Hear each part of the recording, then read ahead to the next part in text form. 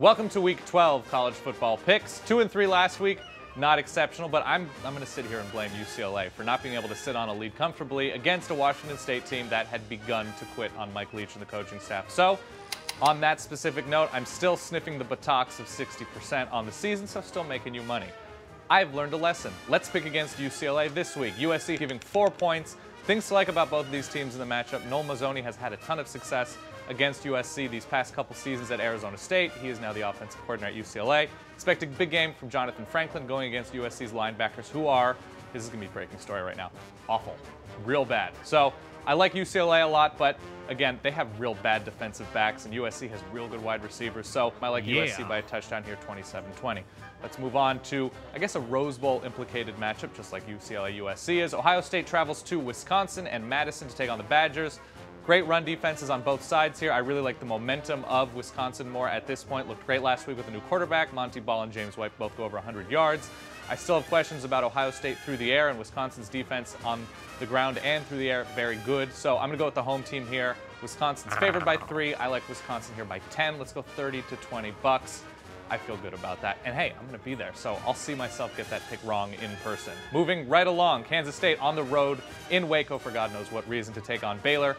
Baylor is a nice team at certain points, but it will not happen this weekend against K-State. To beat the Wildcats, you need to be able to pick your spots, take advantage of opportunities, and play disciplined football. Baylor does like one of those things sometimes. So Kansas State giving 11 points here on the road. I'm going to take them by 2 touchdowns, even as Colin Klein struggles to get fully back to health. Let's go Kansas State 37-20 over the Bears. Stay within the Big 12. Oklahoma travels to West Virginia. West Virginia is triple digits in pass defense in crucial stats like opposing quarterback percentage, opposing yards per attempt allowed.